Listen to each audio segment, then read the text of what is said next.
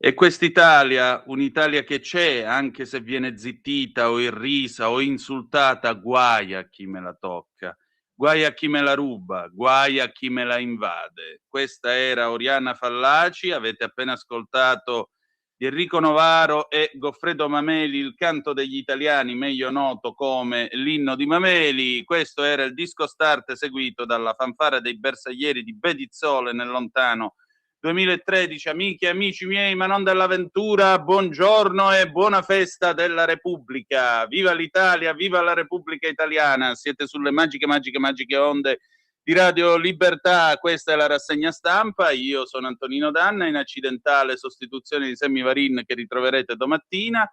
E questa è la puntata di oggi, martedì 2 di giugno, è l'anno del Signore 2026. Cominciamo la nostra trasmissione. Vi ricordo: date il sangue, in ospedale serve sempre, salverete vite umane, chi salva una vita umana salva il mondo intero. Secondo appello radiolibertà.net, fesso chi non lo legge, perché vi perdete un bellissimo giornale online dove ci sono i Liberamente del direttore responsabile Giovanni Sallusti, gli Autodafè di Giulio Cainarca, la rassegna stampa di Semivarin, videopillole e molto altro ancora. 340 670 9659 se volete essere dei nostri attraverso la zappa o WhatsApp, oppure 0292947222 per il telefono dopo le 9:05.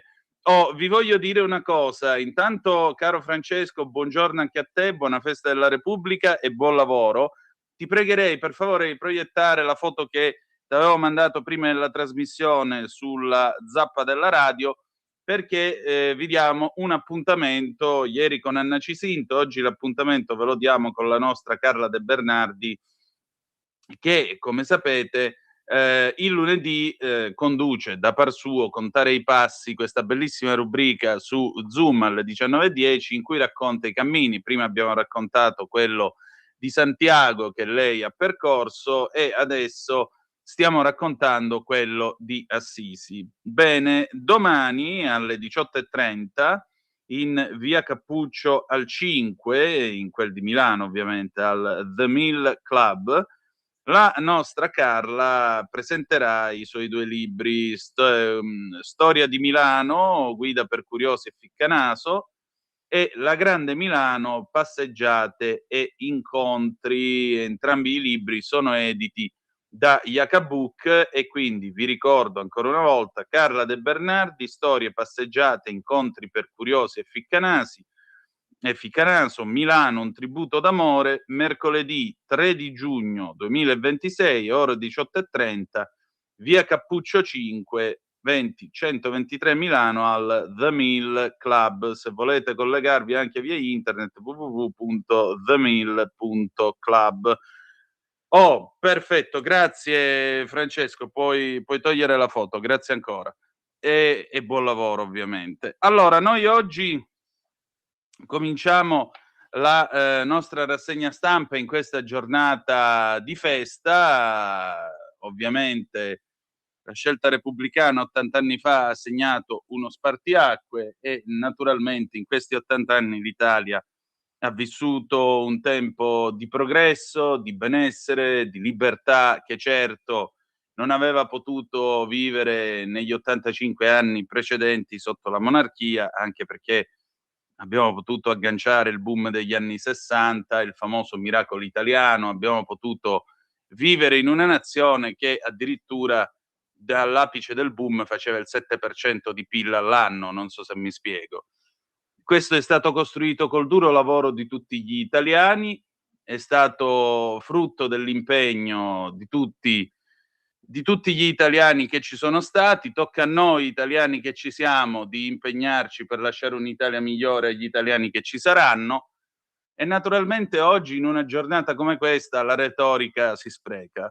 Una giornata che però appartiene a tutti, checché ne pensi la sinistra che anche oggi cerca di fare sua pure questa giornata, non gli basta il 1° maggio, non gli basta il 25 aprile, oggi dobbiamo sentire pure la retorica che oggi festeggiamo 80 anni di resistenza. No, grazie a Dio non abbiamo dovuto festeggiare questo, non abbiamo dovuto festeggiare questa roba, non abbiamo dovuto festeggiare soprattutto i partigiani comunisti che volevano farci diventare un paese asservito a Stalin, per cui direi che oggi possiamo festeggiare la libertà, possiamo festeggiare il capitalismo, il liberalismo, possiamo festeggiare la libertà di dire e pensare quello che cacchio ci pare, senza bisogno che arrivi il Minkulpop di sinistra, anche se ahimè ha questa tendenza a farlo, e malgrado tutto ce ne possiamo fregare. Quindi questo è il bello di vivere in una repubblica, di vivere fuori da una dittatura.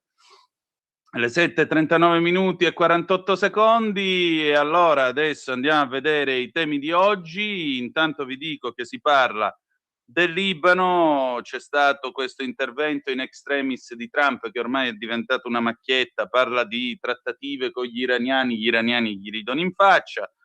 Il 2 giugno, poi ancora la notizia forse più inquietante di oggi è questo ragazzo di 21 anni marocchino che progettava di fare una vera e propria strage in quel di Milano.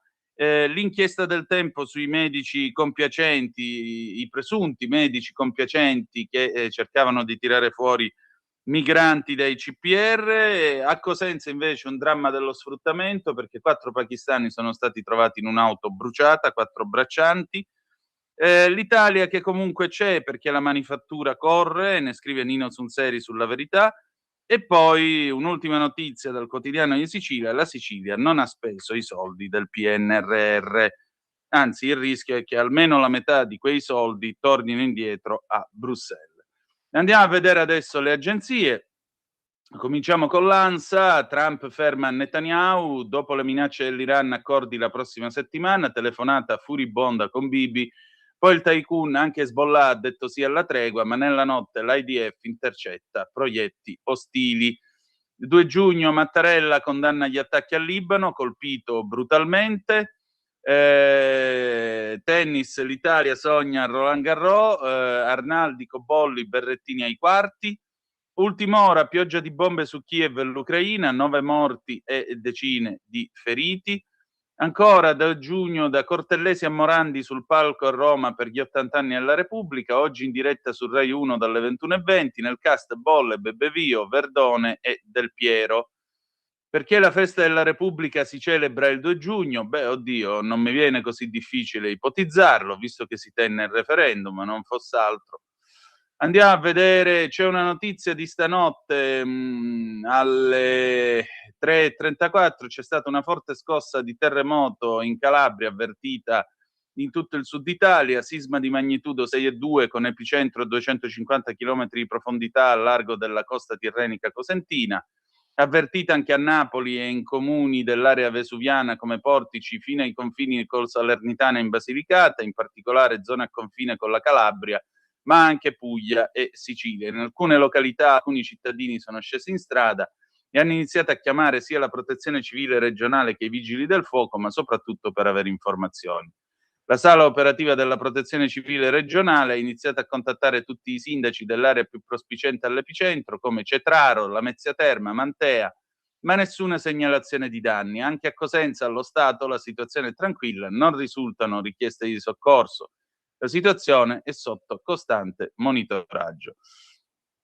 Andiamo avanti con la BBC che apre con gli attacchi russi sulle città ucraine che uccidono almeno 9 persone. Il sindaco di Kiev, l'ex pugile Vitali Klitschko, dice che 2 edifici, 2 condomini multipiano sono stati colpiti e si teme che la gente sia rimasta intrappolata sotto le macerie. Abbiamo poi Trump che si mette al centro della festa per i 250 anni dell'America, invece di tenere un evento che riunisca tutti quanti, il giorno dell'indipendenza americana rischia di diventare un altro campo di battaglia partigiano tra le parti.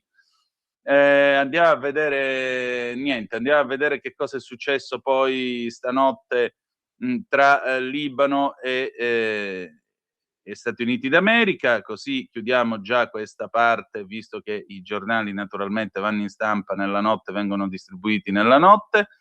Il Libano dice che Hezbollah, dice la BBC riferisce che il Libano dice che Hezbollah ha accettato un piano americano per fermare gli attacchi contro Israele e che Israele si impegna a non attaccare la capitale libanese Beirut. L'ambasciata libanese negli Stati Uniti ha detto di aver ricevuto conferma dell'accettazione da parte di Hezbollah delle proposte americane per un cessate il fuoco reciproco.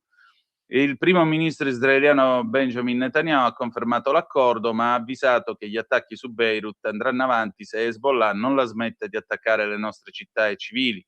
La dichiarazione arriva dopo che il presidente Trump ha detto di aver parlato sia con Netanyahu che i rappresentanti di Hezbollah e si sono accordati sul fatto che tutte le sparatorie si fermeranno. Questo dopo che l'Iran ha avvisato che le azioni militari israeliane nel Libano sono una minaccia all'attuale cessate il fuoco tra Stati Uniti e Teheran.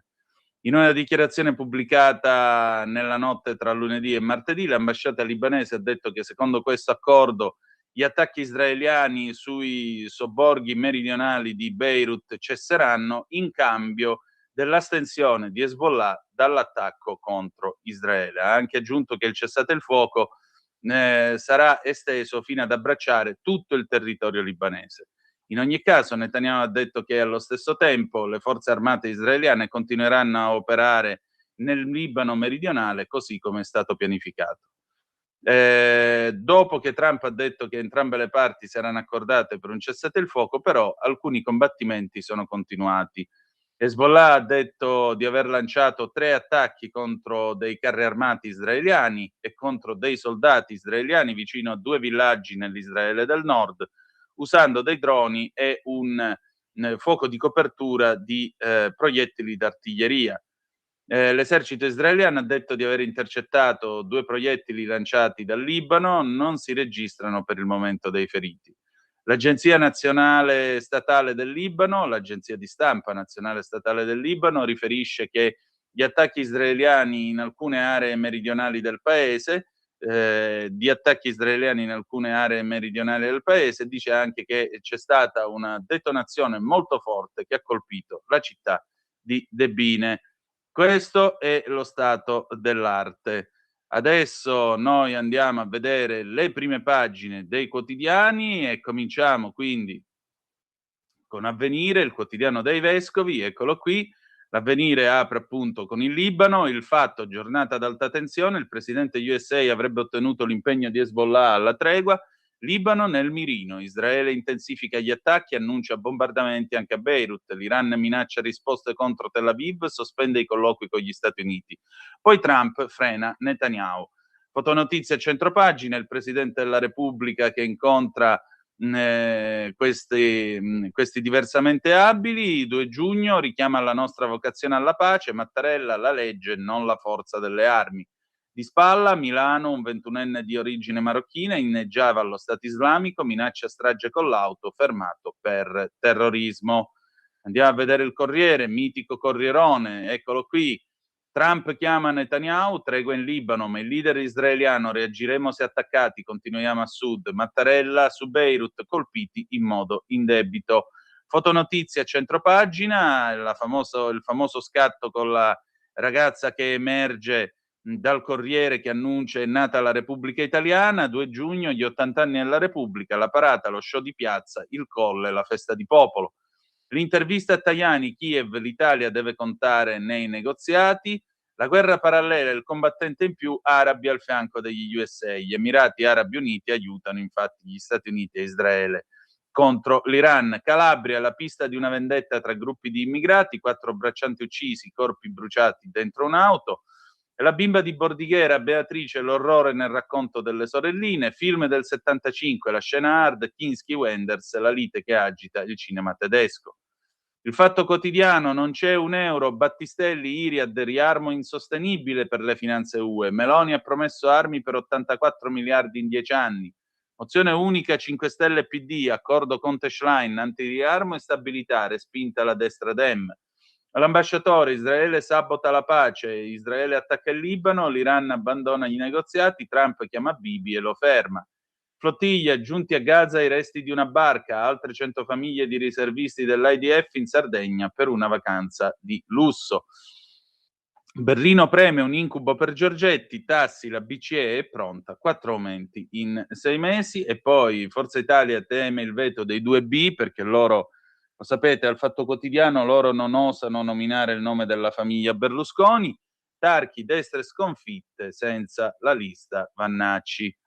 Il Giornale, 2 giugno, la nostra festa, ma andiamo a vedere la prima pagina di Il Giornale perché questa è una sovracopertina con l'editoriale del direttore Tommaso Cerno. Il Giornale, eccolo qua, questa è l'apertura, allarme terrorismo islamico, pronto a colpire come a Modena, un arresto a Milano, fermato 21enne di origini marocchine, radicalizzazione attraverso il web. La svolta di Bruxelles, il modello Albania fa scuola, hub per rimpatri nei paesi terzi. Ancora la previdenza del futuro, come cambiano le pensioni, si studia l'uscita a 64 anni, la Lega apre il cantiere della riforma, sì a una revisione del calcolo della spesa. Le ipotesi in campo, energia, ora l'Europa apre alla flessibilità. Fotonotizia, centropagina, Medio Oriente, Trump frena Netanyahu, stop ai raid su Beirut. Il nostro 2 giugno, oggi alla parata Meloni Mattarella, un segnale di inclusività, Kermesse a Genova, asse Islam PD, Orlando ci attacca, siete razzisti.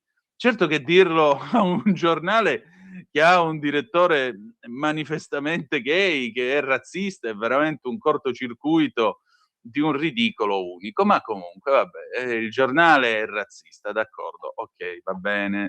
Ah beh, sì, beh, beh. Il Tempo, eccolo qui, il Tempo continua la sua coraggiosa inchiesta sui medici appunto che nei CPR a quanto pare avrebbero scritto come si dice, dei certificati compiacenti per tirare fuori i migranti, associazione a delinquere. Manca un reato da contestare ai medici dei falsi certificati a favore dei clandestini, altro che casi isolati. Era un sodalizio di dottori che agivano in modo stabile nel tempo con un'organizzazione e coordinamento. Se non è associazione a delinquere questa, in quale altro caso dovrebbe essere contestato l'articolo 416 del codice penale? Ne scrive la brava Francesca Musacchio a pagina 2. Il ministro Piantedosi parla al Tempo, visione ideologica e affaristica. Sul caso dei medici di Ravenna il ministro dell'Interno ci scrive visione mascherata dietro l'apparente sensibilità solidaristica. Andiamo a vedere anche la stretta sui migranti, blocco navale e rimpatri veloci, sprint del governo sul decreto, territori, liberalismo e sicurezza, così si vince la sfida del futuro. Ci riprovano un altro terrorista pronto a colpire, inneggia al martirio, esalta l'attentato di Modena, arrestato in Brianza, giovane di origine marocchina. Il legale dello stragista, l'avvocato di El Khudri e degli amici di Annun frigna contro il tempo, ma ecco cosa diceva. E poi il momento più divertente della rassegna stampa, il tempo di Osho, Elli e Conte divisi sul riarmo e deficit, Giuseppi la spiazza anche sulla Nato. C'è Elli con questo vestito celestino che parla con Giuseppi e gli dice: ma almeno al ricevimento al Quirinale ceniamo insieme? No, no, io mi sa che mi porti i panini da casa. Date una medaglia a quest'uomo, vi prego, dategli una medaglia. Oh, andiamo a vedere adesso la prima pagina. Vediamo un po' che si carica. Dobbiamo fare questo avanti e indietro perché, vi ripeto, alcuni giornali oggi hanno delle sovracopertine dedicate al 2 giugno e quindi la Repubblica, Trump ferma Netanyahu, telefonata al premier israeliano dopo l'annuncio di Teheran di voler interrompere i negoziati, il presidente USA, bloccate i raid in Libano, la replica, risponderemo agli attacchi di Hezbollah. Fotonotizia centropagina, assistiamo alla papa giovannificazione di Mattarella, ormai questo per i più giovani diremo che papa giovannificazione fu espressione coniata per Sandro Pertini. Mattarella, no a prepotenza delle armi, l'appello al corpo diplomatico in occasione del 2 giugno, incontro con i fragili, oggi la festa. Calabria, 4 braccianti pakistani bruciati vivi dentro un minivan. Arnaldi, Cobolli e Berrettini. Parigi, d'azzurro. Andiamo di nuovo, dobbiamo fare questa manovra perché la stampa ha una sovraccoperta dedicata appunto agli 80 anni della Repubblica. Questa è invece la prima. Eccola qui, Netanyahu frena la pace, i Pasdaran, leader USA, fermi Bibi o blocchiamo tutti gli stretti, poi Tel Aviv ed Hezbollah accettano lo stop agli attacchi. Trump mi ha garantito che non colpirà Beirut, il premier israeliano, la nostra posizione non cambia. Giallo in Calabria, la mattanza dei braccianti in auto, 4 carbonizzati, la pista caporalato. Fotonotizia centropagina, la nostra Repubblica, Claudio Bisio che come sapete ha recitato nel film Benvenuto Presidente, il Colle che stringe la mano a Mattarella, il Colle, la festa del popolo senza retorica. Quanto è triste il ciclismo senza l'epopea dei gregari, Domenico Quirico. Questo è vero, era proprio questo il bello del ciclismo, perché sì, c'era un uomo solo al comando, la sua maglia bianco-celeste, il suo nome era Fausto Coppi, ma poi c'erano tutti gli altri che gli tiravano la volata. Ecco qua, La Verità, 2 giugno, festa della monarchia, programmi TV a senso unico, sondaggi compiacenti, le celebrazioni per il referendum che 80 anni fa cambiò le sorti del paese, assomigliano sempre più a una cerimonia per omaggiare un sovrano, Mattarella, esondante in ogni campo. E con il record di permanenza sul Colle, la trasformazione dell'Italia in regno è compiuta. I cambiamenti dal 46 a oggi, dopo troppi governi deboli, il sistema cerca un principe, ora si trova al Quirinale, la democrazia si fa per dire ungherese, Magyar, l'idolo della UE, modifica la Costituzione per far fuori il presidente. Marcello Veneziani, impareggiabile come sempre, dispersione culturale, le grandi idee della Repubblica sono fuggite come i cavalli. Un altro italo-marocchino pronto a colpire, arrestato per terrorismo Zaccaria Ben Haddi, 21 anni, residente in Brianza. Per gli inquirenti era verosimile una sua immediata attivazione. Sui social esaltava gli attentati islamici contro i cristiani e quello di Modena. Ora diteci che era pazzo. Macron assale la nave russa, però compra gas da Mosca. A maggio sale al top dal 2022, meglio di Spagna, Germania e Francia. La manifattura corre più di tutti in Europa. E poi l'atroce omicidio del senza tetto in attesa di trapianto di cuore. Il killer di Genova aveva il permesso scaduto dal 2022. Perché non fu cacciato? Piantedosi manda gli ispettori. Libero, gli 80 anni della Repubblica, le frecce tricolori, eccole qua, da sinistra a destra, Salvini, Mattarella, la Meloni e Tajani. La sinistra vuole prendersi pure il 2 giugno, ma la libertà l'abbiamo conquistata grazie alle armi e agli USA, mentre Togliatti stava con l'URSS. Aggiungerei, l'abbiamo conquistata anche grazie al 18 aprile del 48, quando gli italiani hanno votato DC. E forse il 18 aprile dovrebbe essere festa nazionale, a differenza del 25. Nuovo caso a Milano, inneggiava a Modena, pronto all'attacco, figlio di immigrati arrestato per terrorismo, sia gli hub in paesi terzi, accordi in Europa sui rimpatri. Diamo un'occhiata anche ai quotidiani economici. Italia Oggi, eccola qui. Crisi d'impresa al doppio test. Per la composizione negoziata sono ora necessarie 2 autodiagnosi per la verifica della risanabilità, una prima della procedura e una dopo la definizione del piano. DL carburanti, impignorabili i conti correnti di chi è in regola coi piani di rateizzazione previsti dalla rottamazione quater relativa riammissione, ne scrive lo zio Ciccio Cerisano a pagina 20. Roberto Giardina, pagina 6, la Germania l'anno prossimo spenderà per le armi più di Francia e Gran Bretagna insieme. Vi invito ad ascoltarlo ogni mercoledì sera alle 19:10 con la sua rubrica A Berlino tutto bene all'interno di Zoom. Poi ancora emergenza cattedre al nord, dove manca il 58% dei 47.000 posti vacanti complessivi, ne scrive Rota a pagina 28. Implacabile come sempre Pierluigi Magnaschi col diritto al rovescio. Negli ultimi giorni si sono letti diversi articoli che spiegano come l'avanzata russa nel Donbass sembri ormai arenata e come l'iniziativa sul campo sembri ormai nelle mani dell'Ucraina, che non perde più terreno. Anzi, sembra aver spostato in avanti più di qualche chilometro la linea dei combattimenti. Un lungo articolo del Financial Times spiega che questo è dovuto alla capacità di innovazione di Kiev, in particolare nell'utilizzo dei droni, ormai richiesti anche da alcuni paesi arabi e non solo.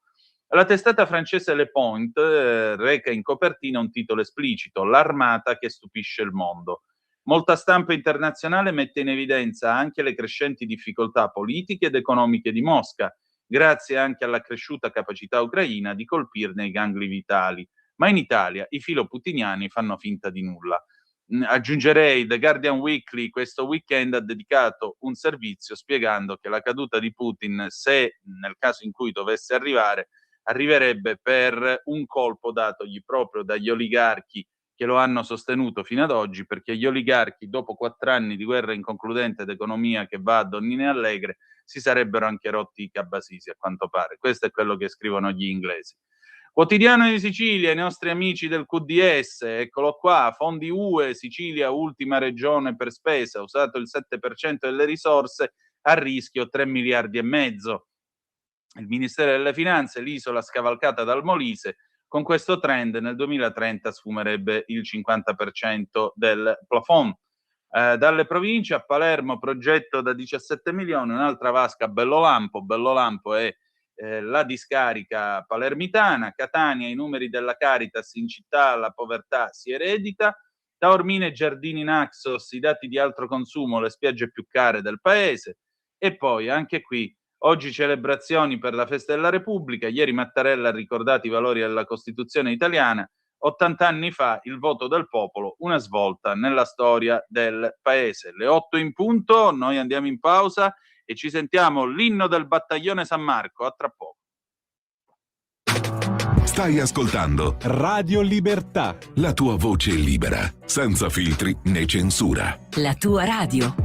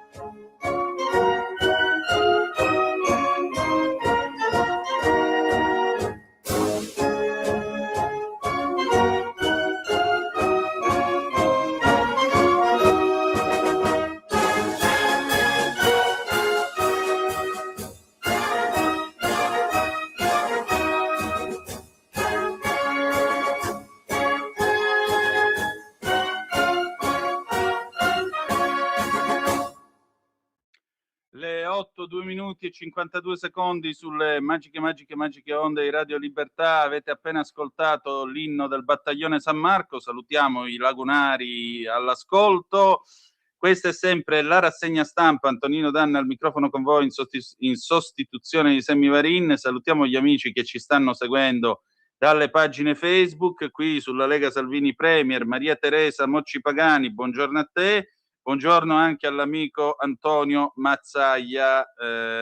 Voi oggi come lo passate questo 2 giugno? Salutiamo anche gli amici che ci seguono dalla pagina Facebook della nostra radio. Un saluto a Valentina Angelini e naturalmente alla nostra Rosaria Agosti. Molto bene, buona giornata anche a voi, cari amici. 340 670 9659 se volete dire la vostra attraverso la zappa o il WhatsApp, perché Sava Sandir noi continuiamo tranquillamente a fare la nostra rassegna e vi ricordo tra l'altro che apriremo il telefono alle ore 9 e 5 minuti. Va bene, adesso però dopo aver parlato di quello che c'è nei giornali andiamo e dopo aver parlato anche di ciò che avviene a livello internazionale, andiamo a vedere invece che cosa succede di inquietante in questo paese. Perché? Perché oggi è la festa della Repubblica, la festa di tutti gli italiani, ma c'è evidentemente qualcuno che proprio così italiano non si sente e soprattutto tutto questo affetto all'Italia non sembra averlo. Di che cosa stiamo parlando? Siamo qua su La Verità, arrestato un altro italo-marocchino pronto al martirio ispirato da Salim, cioè quel fenomeno che ha messo sotto 7 poveri cristi a Modena. Zaccaria Ben Haddi, 21 anni, residente in Brianza, fermato ieri per terrorismo. Secondo gli uomini della Digos era verosimile una sua immediata attivazione. Sui social esaltava gli attentati musulmani contro i cristiani, ne scrive l'amico Fabio Mendolara con Alessandro Darold. State un po' a sentire che cosa è accaduto. L'ultimo segnale d'allarme è arrivato il 30 maggio, quando, secondo la Procura di Milano, Zaccaria Ben Haddi ha pubblicato sui propri profili social diversi post inneggianti al martirio, facendo ritenere verosimile una sua immediata ed estemporanea attivazione. Pochi giorni prima gli investigatori avevano già notato un altro elemento ritenuto significativo, il riferimento al tragico evento avvenuto a Modena il 15 maggio scorso, quando Salem El Khudri aveva travolto i passanti in pieno centro con la sua automobile. Chi indaga l'ha letto come il punto d'arrivo di una discesa progressiva dentro l'universo della propaganda jihadista maturata attraverso il web e i social network e che viene collocato all'interno di un meccanismo, quello degli attacchi compiuti da singoli individui senza strutture visibili alle spalle, senza cellule riconoscibili. Tutti pronti, secondo il PM, all'azione violenta nei confronti di cittadini inermi tramite l'uso di autoveicoli o di armi prevalentemente da taglio, ovvero uno scenario da lupo solitario. E così alla vigilia del suo 21° compleanno, Ben Haddi, nato a Vimercate, Brianza, è stato fermato con l'accusa di terrorismo internazionale. Il provvedimento è stato disposto dal pubblico ministero Alessandro Gobbis. Per la procura guidata da Marcello Viola, il giovane si sarebbe associato all'organizzazione terroristica internazionale comunemente nota come Stato Islamico e in particolare al primo califfo Abu Bakr al-Baghdadi. Dall'analisi dei profili Instagram e TikTok accessibili a tutti, scrive il PM, dunque a una platea potenzialmente infinita di utenti, sarebbe saltato fuori materiale ritenuto apologetico di attentati terroristici contro l'Occidente e di aperta esaltazione e incitamento al martirio, ma anche di attentati terroristici in danno dei cristiani.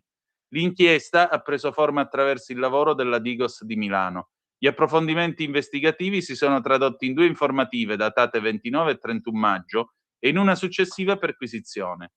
Secondo il PM, proprio dagli ultimi accertamenti sarebbe emersa una pericolosa accelerazione della propria spirale di radicalizzazione ideologico-religiosa.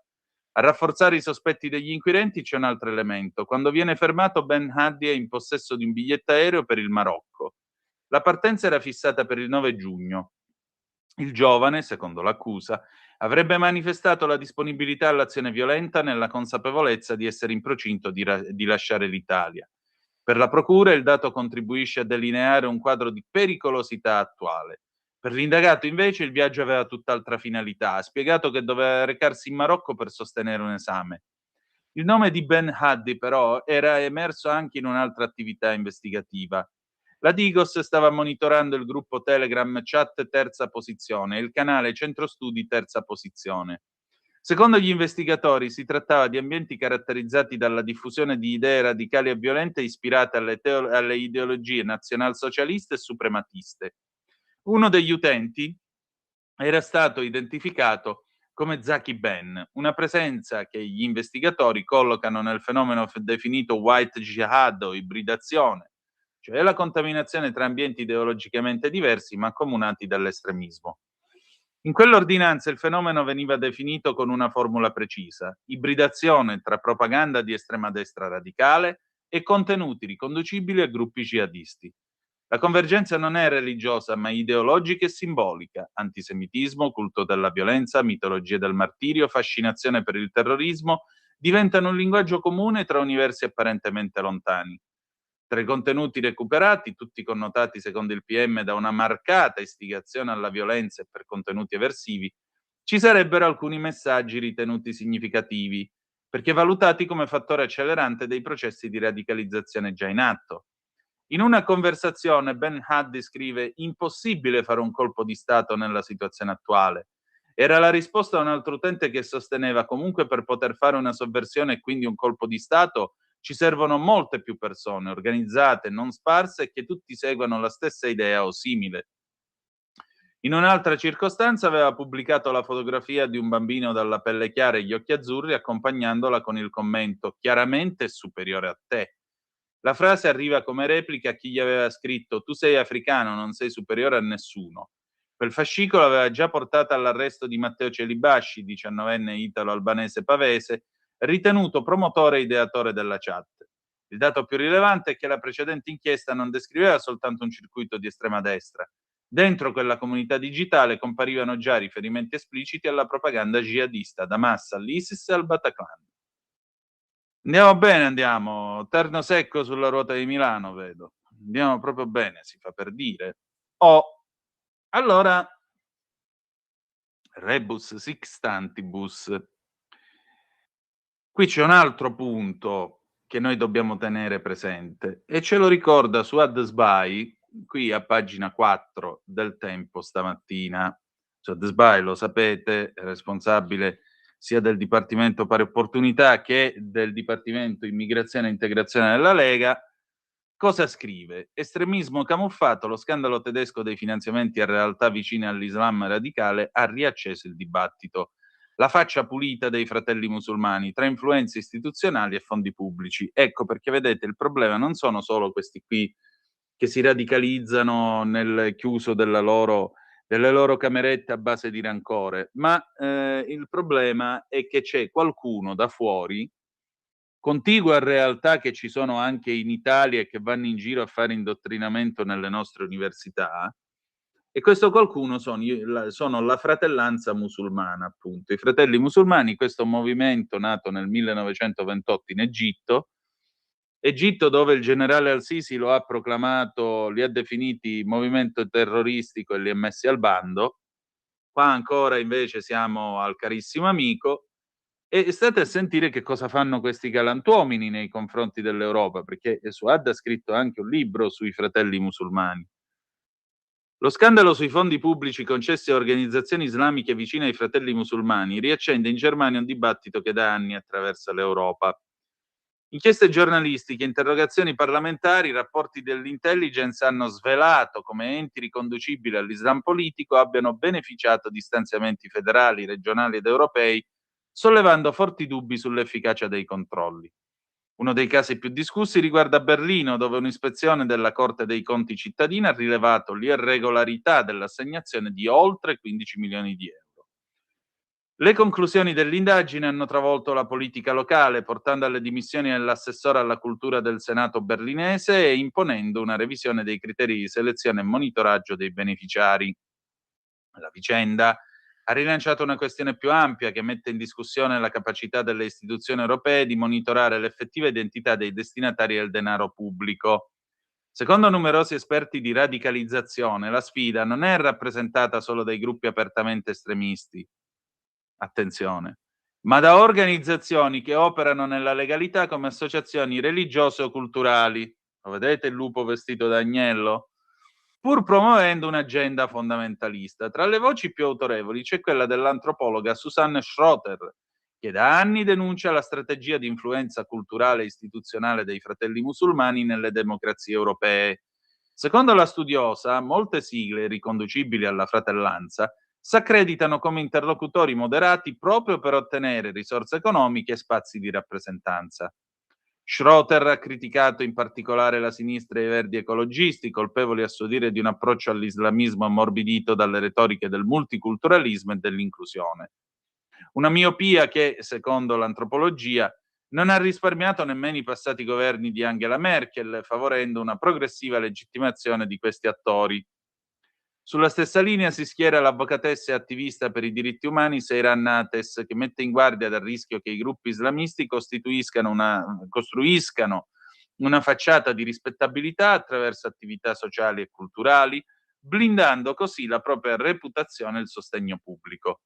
A dare dimensione europea al problema è stato anche un rapporto dell'intelligence francese pubblicato lo scorso anno. E già, quel documento diceva che l'epicentro in Italia era a Verona. Il documento evidenzia come i Fratelli Musulmani abbiano sviluppato un modello di islamismo politico su misura per le società occidentali, infiltrandosi in associazioni e organismi religiosi e reti sociali. Solo in Francia, Parigi ha censito circa 280 sigle riconducibili alla galassia della fratellanza, segnalando la presenza di network speculari nel resto del continente. Sulla scia dei dati francesi, anche la Svezia ha avviato un'inchiesta interna sulle infiltrazioni nelle strutture associative, accendendo i riflettori sui finanziamenti esteri e sul supporto ai radicali.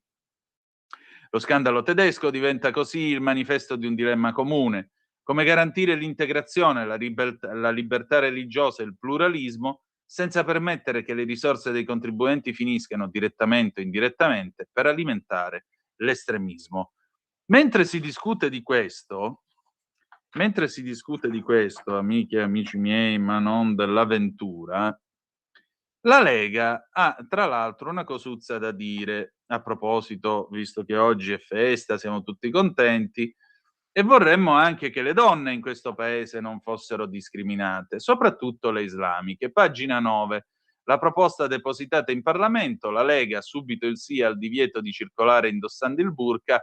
Oggi la legge consente di tenere il velo integrale. Centinaio, basta tergiversare, lo dobbiamo alle donne costrette dagli uomini a radicalizzarsi. E l'allarme dei servizi, pericolo reale, signore e signori. Ne scrive il collega Fabio Rubini. Cosa succede? Da qui l'uscita di Centinaio, la legge del 1975, la legge reale, non è più adatta a una società in cui l'Islam radicale è ormai fin troppo diffuso. È la dimostrazione di quanto sia importante procedere con l'esame della proposta che ho presentato in Senato come primo firmatario, che impedirebbe in maniera finalmente inequivocabile l'occultamento del volto in luoghi pubblici, mantenendo come uniche eccezioni ragioni di salute o sicurezza. La proposta di cui parla il vicepresidente del Senato giace in commissione in attesa di essere discussa e fa parte di quel pacchetto di proposte che il Carroccio ha presentato poche settimane fa a Palazzo Madama. La cornice è data dalla relazione annuale al Parlamento del sistema di informazione per la sicurezza della Repubblica, presentata lo scorso marzo, che evidenzia chiaramente come l'evoluzione del contesto internazionale possa avere ripercussioni dirette anche sul livello di rischio dei paesi europei, Italia compresa. In particolare nel rapporto si sottolinea che un ampliamento del conflitto mediorientale, soprattutto verso l'Iran, cosa puntualmente avvenuta, potrebbe accentuare nel prossimo futuro rischi di oddio, non vedo più, dov'è gli occhi miei? Possa avere ripercussioni dirette anche sui paesi europei, Italia compresa. In particolare nel rapporto si sottolinea che un ampliamento del conflitto mediorientale, soprattutto verso l'Iran, potrebbe accentuare nel prossimo futuro rischi di propagazione del terrorismo anche in Europa e che non può escludersi un innalzamento anche in Europa e in Italia del rischio terrorismo, soprattutto rispetto a target israeliani o statunitensi. Sempre il sistema di informazione, quindi qui non stiamo parlando di propaganda, qui stiamo parlando dei nostri 007, signore e signori, segnala che la propaganda jihadista potrebbe in modo opportunistico strumentalizzare un eventuale conflitto che coinvolga Teheran, invocando un jihad globale contro il comune nemico occidentale. Ora pensate a quelli che quando l'America e Israele hanno attaccato l'Iran sono andati a gridare per strada che era stato attaccato uno Stato sovrano. Pensate a quelli. Infine la relazione avverte che sono aumentati i rischi derivanti dalle attività di Hamas sul suolo europeo. Hamas, vi dice niente Hamas? Vi dice niente Gaza? Vi dice niente il fatto che questi siano utili idioti finanziati dall'Iran? Vi dice niente che hanno fatto 2 flottiglie? Vi dice niente che vanno in piazza con le bandiere della Palestina, cioè di Hamas, a dire che è dal fiume al mare? Prendete nota. Sul suolo europeo, soprattutto per il coinvolgimento nella circolazione di armi e possibili progettualità ostili contro obiettivi israeliani ed ebraici. Nella proposta di legge presentata da Centinaio si andrebbe a modificare l'articolo 5 della legge reale, prevedendo il divieto assoluto di coprire il volto nei luoghi pubblici o aperti al pubblico, anche in caso di manifestazioni, religiose e non. Per chi sgarra c'è una multa da 500 a 2000 euro. Uniche eccezioni consentite, motivi di salute o sicurezza. Nelle intenzioni della Lega c'è poi l'idea di creare anche un nuovo reato, quello di costrizione all'occultamento del volto. In questo caso la pena è la reclusione da 1 a 2 anni e una sanzione da 10 a 30.000 euro.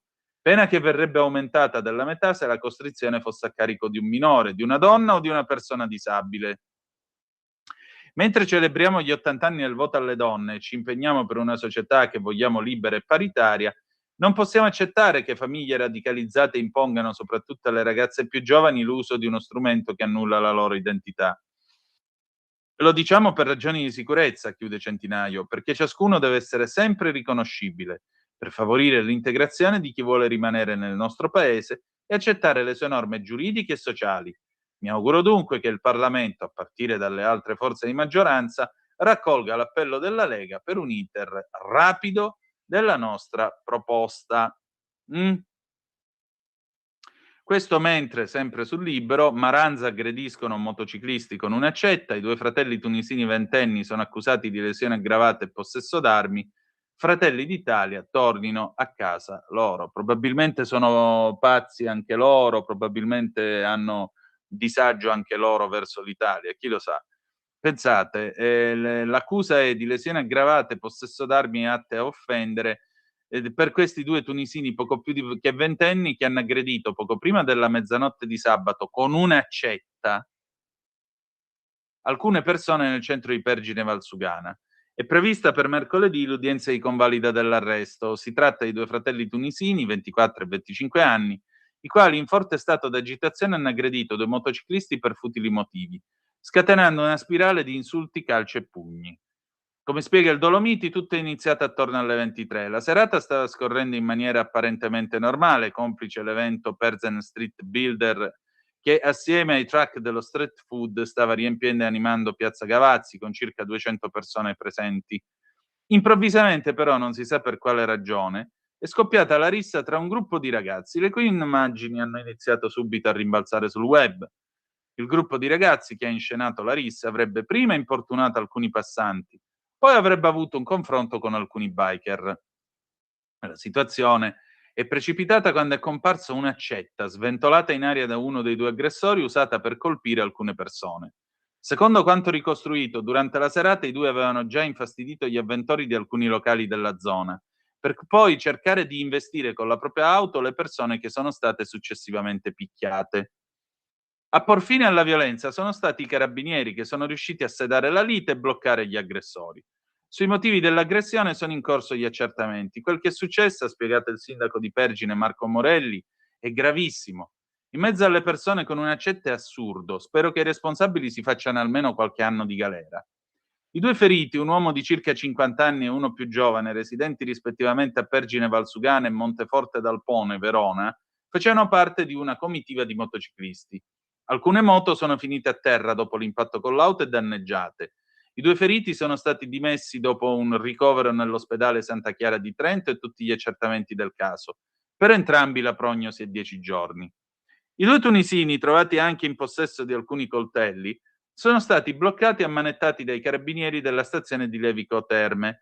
che si trovavano a breve distanza del luogo dell'accaduto e sono stati portati alla casa circondariale di Spini di Gardolo. Sui social girano video dell'aggressione. Sul fatto è intervenuta l'assessore provinciale e presidente di Fratelli d'Italia Trentino, Francesca Gerosa, ribadendo che l'Italia e il Trentino sono casa nostra. Chi ci vuol stare ben accetto, ma se rispetta la storia, le nostre regole, chi noi siamo? Gli altri possono tranquillamente tornare nel proprio paese perché qui non li vogliamo e certo non sentiremo la loro mancanza. Secondo il suo collega di giunta e capogruppo della Lega, Mirko Bisesti, non può esistere integrazione senza rispetto delle regole. Non può esistere inclusione se chi vive onestamente in un territorio inizia ad avere paura di frequentare una piazza, una festa o un luogo pubblico. Per questo continua a ritenere incomprensibili certe battaglie ideologiche contro strumenti di controllo, CPR ed espulsioni per chi delinque, così come trovo surreale parlare di cittadinanza facile senza affrontare seriamente il tema del rispetto delle regole e della sicurezza. Io mi domando, scusate, ma voi, no? Lo domando così spassionatamente. Voi quando andate a qualche bella sagra, tipo che ne so, la sagra della porchetta, dico per dire, o la sagra del panino con la salsiccia, no? E i peperoni magari, una bella birrazza, eh? Voi che fate? Vi portate la pistola appresso? Perché questi si portano i coltelli appresso e l'accetta. Scusate il francesismo, dove minchia la tenevano un'accetta questi? Anche perché nella foto si vede che questo c'ha i pantaloncini e una maglietta. Dove la occulti in accetta? Dove questi si sono presentati a una festa armati di coltelli, numerosi coltelli e un'accetta. Dai, raccontateci che sono pazzi e quindi no? Vabbè, va bene, va bene. Forse, ecco, oggi è la giornata giusta per chiederci che paese vogliamo diventare. Che paese vogliamo diventare? Se vogliamo essere un paese che ha il coraggio di gestire l'immigrazione e l'integrazione, o se vogliamo diventare un paese in balia del primo che arriva perché noi dobbiamo accogliere tutti. Momento. Si accoglie chi è degno di essere accolto, chi se lo suda e chi se lo merita. Chi no, può tornare da dove è venuto. Ma purtroppo quando c'è qualcuno che dice torna da dove sei venuto, poi vengono fuori, magari dentro i CPR, qualche medico che dice per me è una questione etica e magari quel medico scrive un certificato e dice no, ma questo è un ipoteso atonico, permettetemi la citazione da Sua Eccellenza si fermò a mangiare, grande film con Totò, Vianello e Tognazzi. Ecco appunto, lei è un ipoteso atonico per cui può uscire tranquillamente dal CPR, può andare tranquillamente a delinquere in giro, che problema c'è? Guardi che bella italiana con la minigonna, se la stupri subito che così è più contento. Così si rifà del CPR che ha vissuto, no? Perché poi, vabbè, poi dice che facciamo le chiacchiere da bar. Pagina 2 del Tempo, intervista ad Antonio Rinaudo, medici e migranti, sembra ci sia un piano, riflettere sull'associazione a delinquere. L'ex PM sul caso dei certificati antirimpatri, il modulo utilizzato è fatto in modo che non sia la salute effettiva del migrante a essere valutata, ma il sistema dei CPR. Oh, la nostra Francesca Musacchio ha parlato col dottor Rinaudo, ex PM, in quel di Torino, sull'inchiesta del Tempo relativa ai certificati di inidoneità al trattenimento nei CPR per i rimpatri, che dalla procura di Ravenna si sarebbe estesa a oltre 100 casi in diverse regioni. 100 casi in diverse regioni. State a sentire un po' cosa dice il dottor Rinaudo, quindi persona evidentemente di qualificata opinione. La bozza del certificato è disponibile online, ha rilevato criticità e la struttura stessa del modulo. Non sembra costruito per accertare se una persona straniera in concreto sia idonea o non idonea al trattenimento. Sembra costruito per arrivare sempre alla stessa conclusione, la non idoneità. Un certificato medico deve attestare una condizione individuale, deve dire se quella persona visitata in quel momento presenti una patologia, vulnerabilità o condizione incompatibile con la permanenza nel centro. Qui invece la motivazione sembra spostarsi dal soggetto alla struttura. In che senso? nel senso che il modulo non pare fondare la non idoneità su una patologia specifica del migrante, ma su una valutazione generale del CPR. Si richiamano le condizioni ambientali del centro, il presidio sanitario di base, l'assenza di accesso tempestivo a cure specialistiche, la presunta inadeguatezza della struttura. Sono valutazioni generali, non sono da sole una diagnosi. Il rischio è che il medico non certifichi uno stato di salute, ma aderisca a una valutazione preventiva sull'ambiente del CPR. Quindi il problema non è l'esistenza di criticità nei CPR? Le criticità possono esistere e vanno accertate nelle sedi proprie. Il problema è un altro. Quelle criticità non possono trasformarsi automaticamente nella non idoneità di chiunque debba entrare in un CPR. Se una persona ha una patologia grave, una condizione psichiatrica, una vulnerabilità concreta o un quadro clinico incompatibile, il medico deve dichiararlo, ma deve farlo sulla base di dati individuali. Non può partire dall'idea che il CPR sia inidoneo e per questa ragione dichiarare non idoneo il soggetto. Anche le carceri non hanno strutture specialistiche, ma il detenuto, in caso di necessità, viene trasferito in ospedale, che è il luogo naturale per gli accertamenti specialistici. Inoltre, nella bozza viene citato il limite del tempo a disposizione del medico per fare gli accertamenti sul migrante. Il medico ha tutto il tempo di fare le verifiche e gli accertamenti che ritiene opportuni. Nel documento che accompagna il modulo di non idoneità è richiamato l'articolo 32 del Codice di deontologia medica. L'articolo 32 del Codice deontologico richiama il dovere del medico di proteggere i soggetti vulnerabili quando l'ambiente in cui vivono non sia idoneo a tutelare la salute, la dignità e la qualità della vita. Ma non può essere usato come automatismo.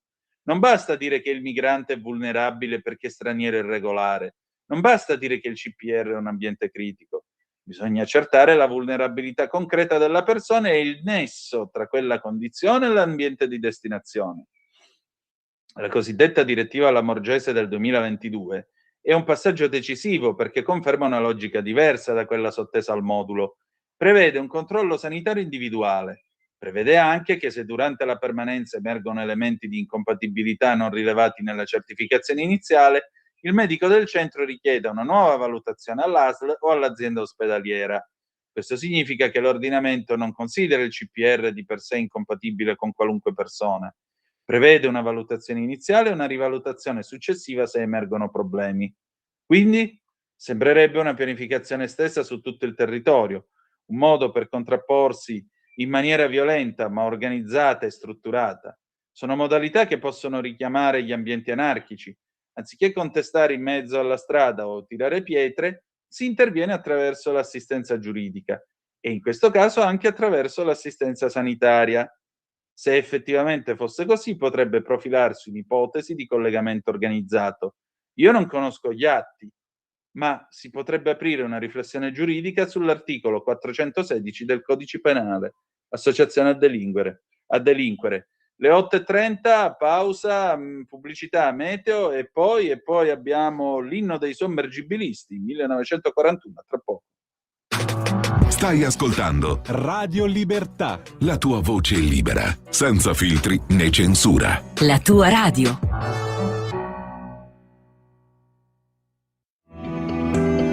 Il meteo.it presenta le previsioni del giorno.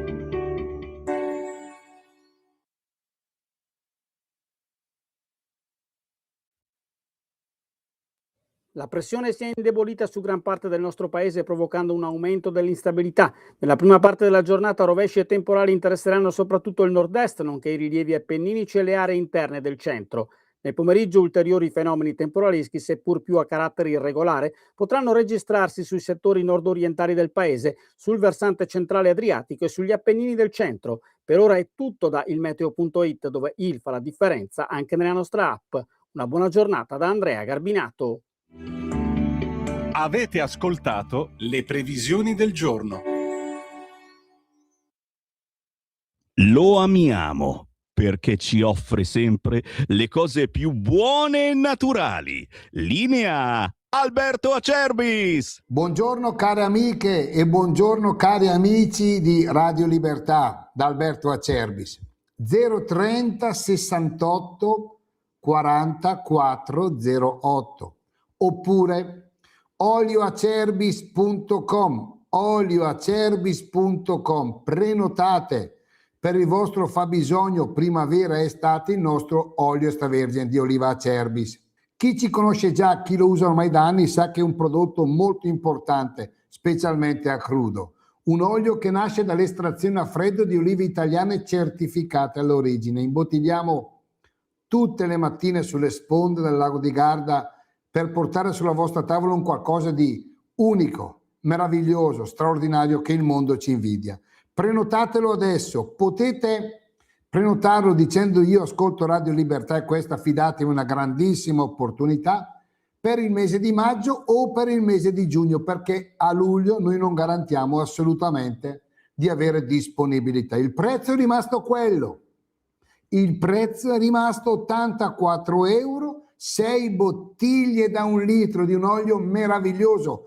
Se amate fare la scarpetta, se volete mangiare bene, state ascoltando un messaggio giusto al momento giusto. 030 68 40 408 oppure olioacerbis.com. Stai ascoltando Radio Libertà, la tua voce libera, senza filtri né censure, la tua radio.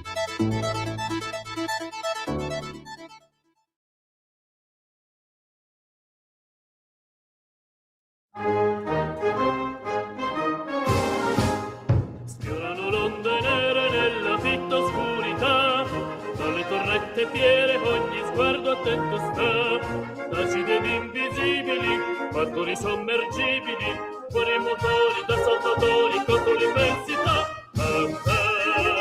Per vostro mar, ridendo in faccia monna morte dal destino.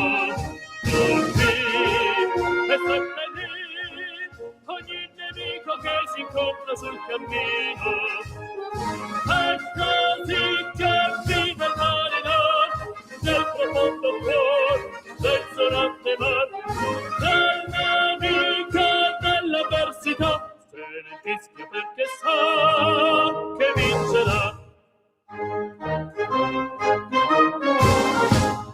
Giù sotto l'onda grigia di foschia nell'aldeggiar, una torretta bigia spia la preda al suo passar. Schiatta dal sommergibile, rapido ed infallibile, dritto e sicuro, batte il siluro, schiatta sconvolge il mar. Per vostro mar, ridendo in faccia monna morte dal destino. Tutti e seppellì ogni nemico che si incontra sul cammino. È così che vive il marinaro nel profondo cuore del sonante mar, del nemico dell'avversità, se ne fischia perché sa che vincerà.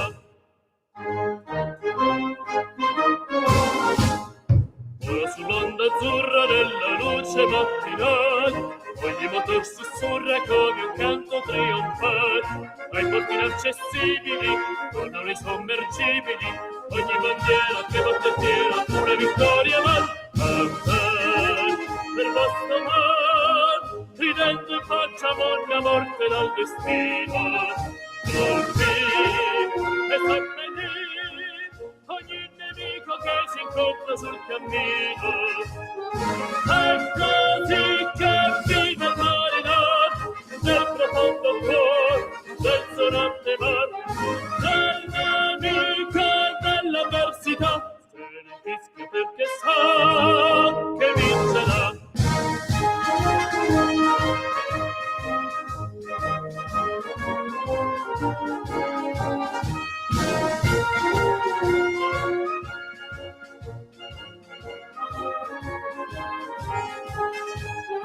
È così che vive il marinaro nel profondo cuore del sonante mar, del nemico dell'avversità, se ne fischia perché sa che vincerà. È una firma. Oh, le 8:37 minuti e 27 secondi, avete ascoltato l'inno dei sommergibilisti oggi in questo 2 giugno, martedì 2026, 80° della Repubblica. Voglio salutare lassù dov'è mio prozio Raffaele Onofre Virdò, che era un sommergibilista che ha servito questo paese nella seconda guerra mondiale, ha dato la vita per esso insieme al suo battello, e per questo mi piaceva oggi mandare in onda l'inno dei sommergibili per questo mio prozio che era bello come un attore e che a 21 anni è andato a fare la sua parte per questo paese. Allora, salutiamo tutti i nostri caduti, tutti quanti, per il sacrificio che hanno fatto per questo paese, perché la Repubblica l'abbiamo pagata con tutte le bare avvolte nel tricolore nel corso di questi anni, dai morti delle foibe ai morti dell'eccidio di Kindu del 1961, qualcuno di voi forse se lo ricorderà, i morti del terrorismo, i morti delle guerre contro la mafia e così via, e tutti i nostri ragazzi che ci hanno rimesso la pelle nelle missioni di pace all'estero nel corso di questi anni. Pensate solo ai ragazzi in Assiria. Pensate a questo, pensate a tutto quello che questa gente ha fatto per ognuno di noi. Pensate ai ragazzi del 99, a tutti quelli che uscivano dalle trincee per fare il loro dovere. Dopo la Grande Guerra ci fu un deputato al Parlamento in Inghilterra che disse una cosa che suona più o meno così, la trovate nel libro di Martin Gilbert, La grande storia della Prima Guerra Mondiale. Dice: per anni nelle frontiere delle Fiandre, in mezzo al fango e ai pidocchi, degli uomini di cui si è perso il nome e che nessuno di noi ricorda, ogni giorno hanno atteso il momento per ricevere l'ordine di uscire dalle trincee e andare all'attacco. Sono morti su quei campi e nessuno oggi sa chi siano, eppure quegli uomini lo hanno fatto per noi. E così è stato per tutti quelli che hanno fatto la loro parte per questo paese. Va bene, allora voi avete mandato delle zappe che mi piace leggervi a questo punto. Gianni da Brescia al 340-670-9659. Certo che arrivano in gruppo ed armati, sta parlando dei Maranza, sperano che uno di loro resti a terra morto colpito da un italiano che si è difeso, così i suoi familiari risarciscono 500.000 euro alla famiglia del delinquente. Ancora, Sdrubale, messaggio per il legale dello stragista e i sostenitori di Hamas che pensano con questo di salvarsi da quello che è il comandamento dell'Islam per tutti gli infedeli, cioè l'eliminazione tramite sgozzamento. Meditate, sostenitori. Ancora, Pina da Monza e Brianza. Buongiorno signor Antonino. Non c'è bisogno che mi chiami signor Antonino. Buongiorno Antonino, va benissimo. Pina, vorrei dire qualcosa a proposito del velo integrale. Al mio paese, gestito sempre dal PD, la destra, in occasione del Consiglio Comunale, aveva presentato la richiesta di non permettere la circolazione delle donne velate. Ebbene, la sinistra, con a capo il sindaco, non ha accettato, dicendo che il loro modo di vestire fa parte delle loro usanze. Grazie e buona giornata. Carapina, il PD è un partito, in questo caso, ignorante, nel senso che ignora, una cosuzza che io ti vado a leggere non dalla Verità o da Libero o dal Giornale, Dio ce ne scampi e liberi da questi giornali conservatori, no, te la leggo da Micromega, che da qua a definirlo fascista mi pare sia un po' difficile. Soprattutto pensa, questo libro l'ha scritto Giuliana Sgrena, nota reazionaria Giuliana Sgrena. Stai a sentire questa cosuzza, Pina, così poi gliela spieghi al tuo sindaco. Sotto il velo c'è sempre una donna, dietro però c'è sempre un uomo. Recensione dell'ultimo libro della giornalista Giuliana Sgrena, segnatevelo, Donne ingannate, il velo come religione, identità e libertà. Così nessuno vi può dire che siete dei fascisti. Sentite cosa scrive Giuliana Sgrena, attenzione ragazzi, non me lo sto inventando. Il velo islamico è simbolo dell'oppressione della donna o espressione della sua libertà? Io non ho dubbi, credo di poterlo dimostrare in questo libro, è sicuramente simbolo dell'oppressione, anche se in forme e gradazioni diverse. La libera scelta di portare l'hijab, invocata in nome della religione, della tradizione e dell'identità, in fondo risponde solo all'ossessione maschile del corpo della donna.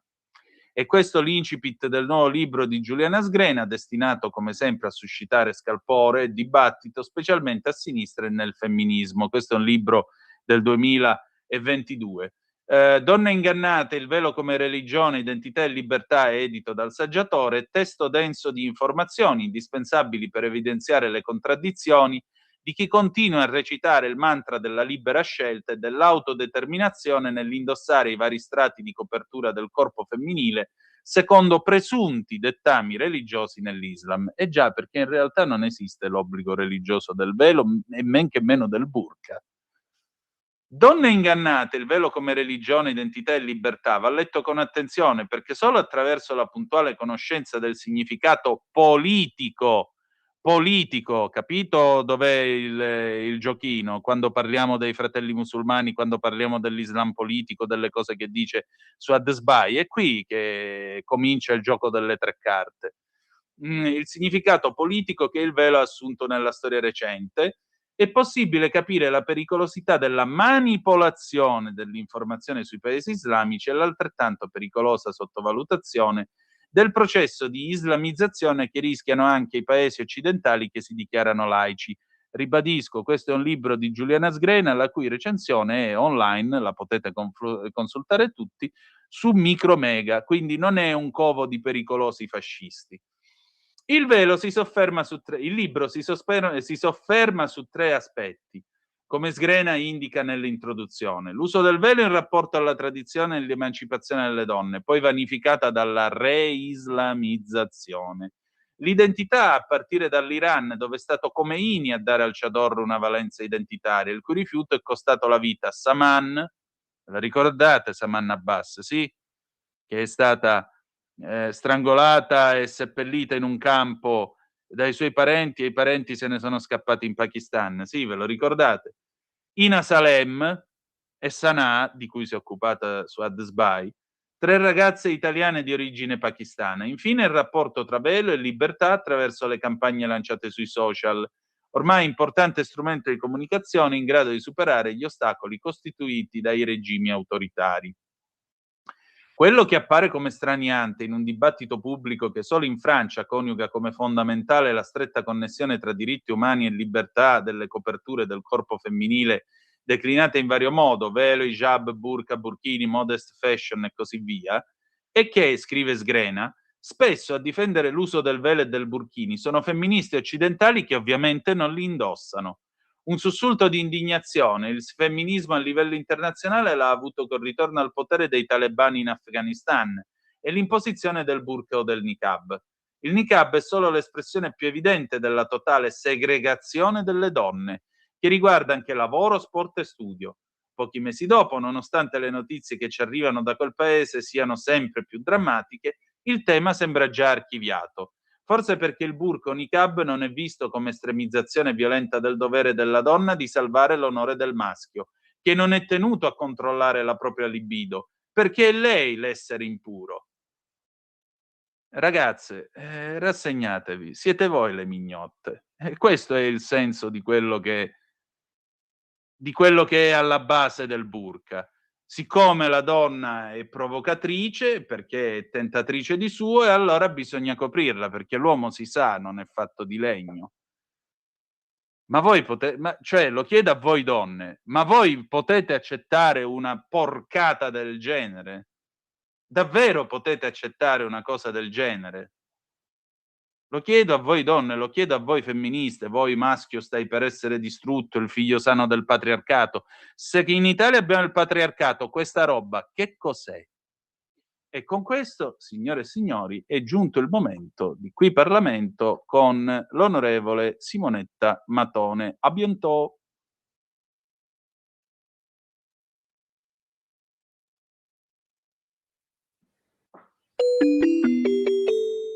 Qui Parlamento. Vorrei iniziare la mia commemorazione con un piccolo viaggio attraverso i diritti delle donne dall'Unità d'Italia al voto del 46, perché serve a capire come si sia trattato di una strada in salita. All'indomani dell'Unità d'Italia, il nuovo regno esclude totalmente le donne dal diritto di voto, limita la loro capacità giuridica, sancendo la subordinazione economica e sociale all'interno della famiglia. Solo nel 1874 le donne sono autorizzate ad accedere all'istruzione superiore, ai licei e alle università. Nel 1882 vengono ammesse a ricoprire alcune mansioni non dirigenziali negli uffici pubblici. Nel 1919 viene abolita l'autorizzazione maritale. Che cos'era? Era un istituto giuridico che subordinava la capacità di agire della donna sposata alla volontà del marito.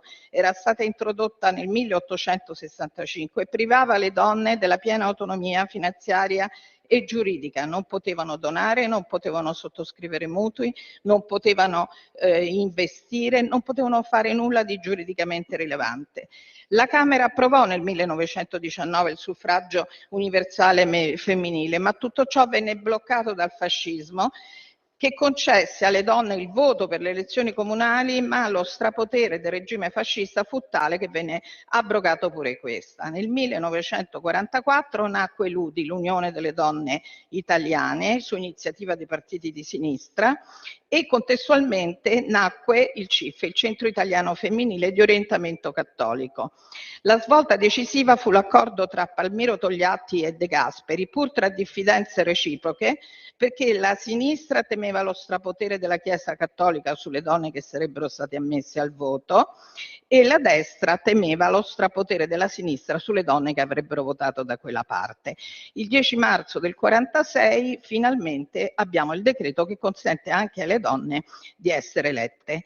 2000 furono elette nelle elezioni amministrative. L'affluenza ci dovrebbe far riflettere, perché fu dell'oltre 90%, con un pari equilibrio tra uomini e donne. Le elette purtroppo furono solo 21. Però aprirono una strada. Il passo successivo fu l'ingresso delle donne in magistratura. Esilarante fu il dibattito in questa aula del Parlamento, dove alcuni esponenti più retrivi sentenziarono che le donne non potevano amministrare giustizia perché le sentenze avrebbero profumato di sugo e le sentenze non potevano essere emesse durante il ciclo mestruale. Questo fu il livello del dibattito. Ora il tetto di cristallo c'è ancora o non c'è più? È difficile dirlo. Le donne purtroppo sono ancora abbastanza lontane dalle istituzioni. I meccanismi di accesso al potere sono fortunatamente ma anche sfortunatamente lontani dalle logiche femminili. Esistono ancora purtroppo meccanismi di autoesclusione, perché ancora vige la purtroppo orrenda scelta tra affetti e lavoro, e la situazione è ancora più complicata perché con l'allungamento della vita degli anziani le donne si sono beccate, scusate il termine, anche questo tipo di cura. L'altro pericolo è l'omologazione a modelli maschili purtroppo richiesta all'interno di tutta una serie di società. Ora io voglio riflettere su un dato, che la parità, a mio sommesso avviso, e ritengo anche del gruppo che io rappresento in questo momento, non passa per le O che diventano A, non passa per l'orrenda schwa e non passa attraverso le sceneggiate che abbiamo appena visto in Parlamento. La parità passa per una società che cancelli violenze e femminicidi, per una società che rifugga l'inclusione di cui ci riempiamo la bocca senza riflessione sull'immettere nel nostro Occidente modelli familiari inaccettabili che accogliamo nel nostro paese. La parità passa attraverso la ferma condanna di ciò che accade alle donne nei paesi dove domina una religione che non nomino. La parità passa attraverso la condanna del vero patriarcato, quello che impera nell'altra parte del mondo e di cui noi non parliamo mai. E io vorrei dedicare questo intervento a tutte le donne che voce non hanno. Qui Parlamento. Io non ho mai avuto il piacere di incontrare Simonetta Matone di persona, ma se mi capitasse io l'abbraccerei non fosse altro per l'emozione e la commozione con cui ha concluso il suo intervento. Non so voi, ma veramente toccante. Allora, buona gente e bella gente, si sono fatte le 8:52 minuti e 5 secondi sulle magiche onde di Radio Libertà. Antonino Danna al microfono con voi con la rassegna stampa. Parliamo adesso di un po' di soldi, va, andiamo sul Quotidiano di Sicilia, eccoci qua, l'inchiesta, economia, i programmi di coesione faticano a indagare, i dati in base al report ministeriale con cifre aggiornate al 28 febbraio, l'amministrazione siciliana ha erogato 513 milioni dei 7 miliardi di FESR e FSE più disponibili per il ciclo 2021-2027. Flop meridionale, l'ammontare dei pagamenti colloca l'attuale stato d'avanzamento isolano molto al di sotto anche della media del mezzogiorno italiano, che quasi raggiunge l'11%. Fondi UE, Sicilia, ultima regione per livello di spesa, ha usato solo il 7% delle risorse, a rischio 3 miliardi e mezzo. Il Ministero dell'Economia e Finanze, l'isola era penultima fino allo scorso agosto, ma nei mesi successivi è stata scavalcata anche dal Molise. Con l'attuale ritmo e considerando la scadenza fissata al 2030, il pericolo è la revoca di circa il 50% del plafond. Anche volendo tradurre le percentuali in termini monetari, le performance non sembrano confortanti. In Sicilia, secondo i dati del MEF, sono stati spesi fino allo scorso febbraio 513 milioni su 7 miliardi complessivi di FESR e FSE Plus, appunto il 7,4%, livelli di spesa migliori, anche se comunque insufficienti nel quadro generale, si rilevano in altre regioni del sud come Campania 753 milioni, Puglia 787 milioni. Entrambe dispongono di un plafond assai generoso tra i 5 miliardi e mezzo pugliesi e i 7 miliardi campani. In questo caso dunque non regge neppure l'alibi dello scarto delle doti che solo in parte scagiona la Sicilia nei confronti del Molise, nel confronto col Molise. Nel quadro macro territoriale, inoltre, pesa anche il fatto che l'avanzamento di spese in Sicilia al 7,4% sia fortemente inferiore alla media del Mezzogiorno, che si attesta al 10,9%. Anzi, nel sud Italia, il girone in cui scontano le pene del sottosviluppo le regioni classificate dall'UE come più arretrate, cioè con un PIL pro capite inferiore al 75% della media comunitaria, la Sicilia è di fatto l'unica a restare ampiamente sotto la spesa media. Altre 3 regioni, Campania, Calabria e Molise, non raggiungono questa soglia, ma soltanto rispettivamente per 0,12, 0,84 e 0,54 punti percentuali. La Sicilia invece è sotto di 3 punti e 51. Tutte le altre regioni cosiddette meno sviluppate, Sardegna, Puglia, Basilicata, sono comunque sopra la media meridionale del 10,9%.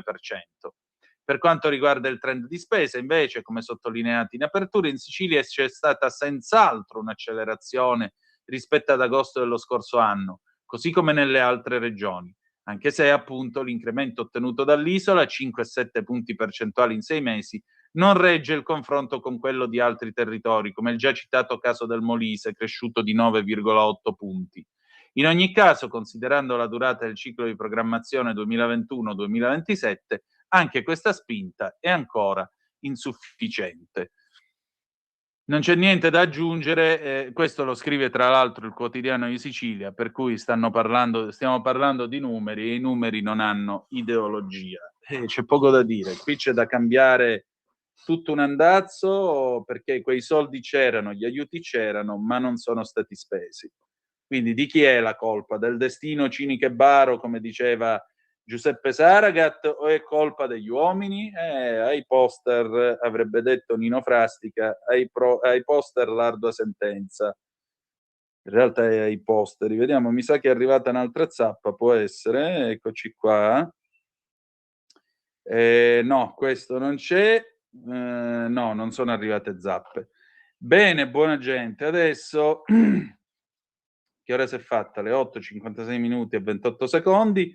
Continuate a scriverci al 340 670 9659 se avete voglia di dire la vostra attraverso la zappa o WhatsApp, oppure 029294 7222 per il telefono tra 5 minuti quando apriremo le linee. Cosa accade? Ecco qua, andiamo su Italia Oggi, parliamo un poco di legge elettorale, va, cambiamo un poco argomento perché abbiamo parlato insomma di cronaca, immigrazione, Islam politico. Fermi tutti, sono 2 zappe, vediamo un po'. Chi è che mi scrive? Lorenzo da Como, ciao Lorenzo, ciao Antonino, buongiorno a te. Ma gli aspiranti terroristi dove vedono tutti questi cristiani in Italia? La partecipazione alle Sante Messe è sempre più scarsa. Molti si ricordano che le chiese esistono solo per i matrimoni, sempre più scarsi quelli religiosi tra l'altro, e per i primi sacramenti dei figli. Il nome di Dio viene citato quasi esclusivamente per bestemmiare. Molta gente si proclama atea o agnostica. Inoltre nei centri storici italiani un'eventuale strage coinvolgerebbe più stranieri di prima o seconda generazione o semplici turisti che italiani. Buona giornata.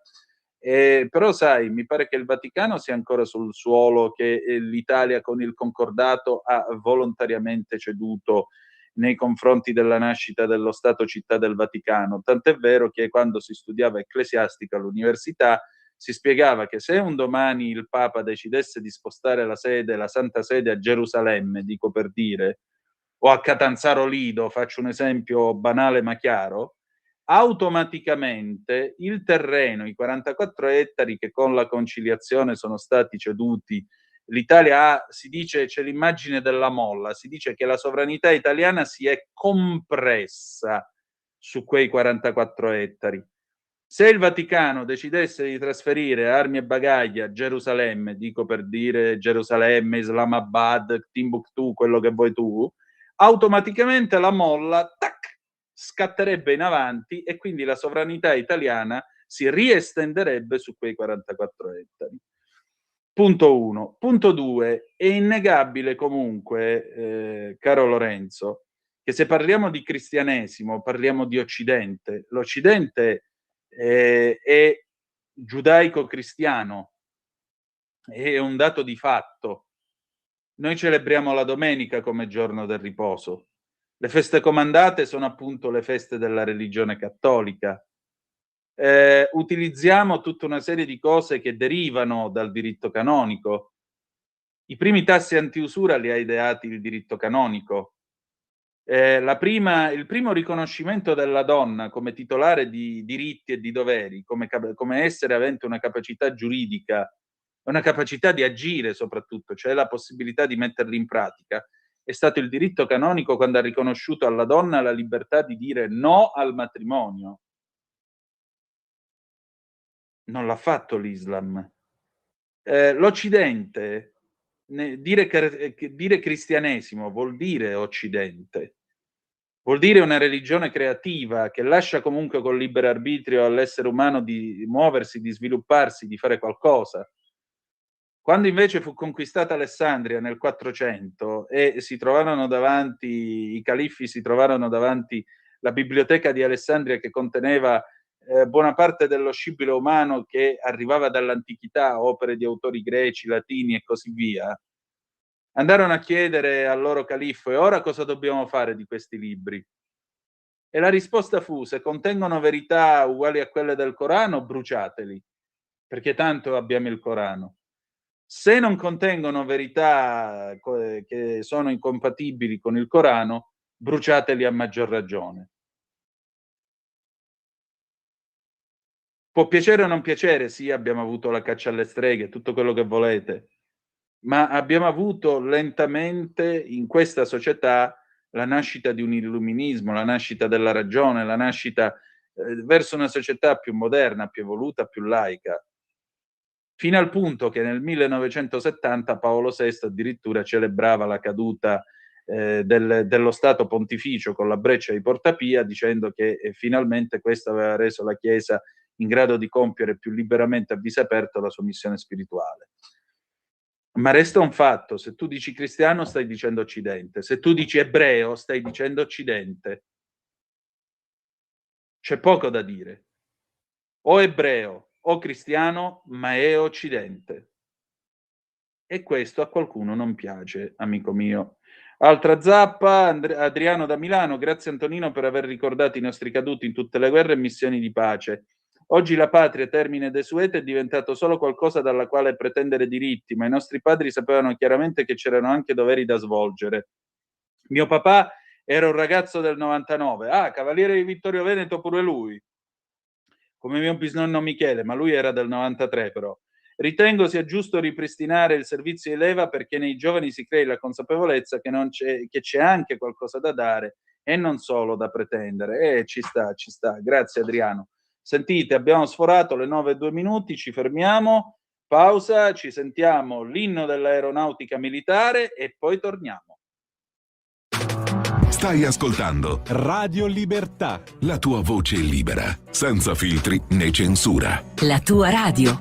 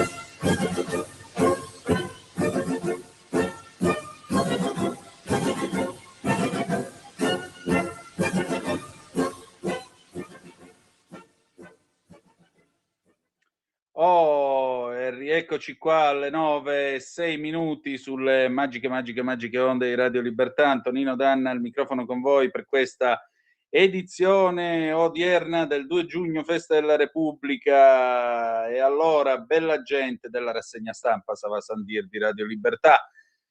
Bella gente, facciamo un patto, il telefono è aperto allo 0292947222, ma ad una condizione: fatemi dire due cose, ma proprio due di numero, e poi io finisco e tolgo anche la condivisione schermo, lo dico per il nostro immenso Francesco che mi accompagna in questa malefatta stamattina. Allora, andiamo su Italia Oggi, c'è Carlo Valentini che parla dei rischi della legge elettorale, simulazione col 29% dei voti, il 60% dei seggi. Di cosa sta parlando Carlo Valentini? Del premio di maggioranza che mette a repentaglio, questa è la critica che gli viene sollevata, mette a repentaglio l'equilibrio tra poteri, secondo Lorenzo De Sio, docente di scienza politica alla LUISS di Roma.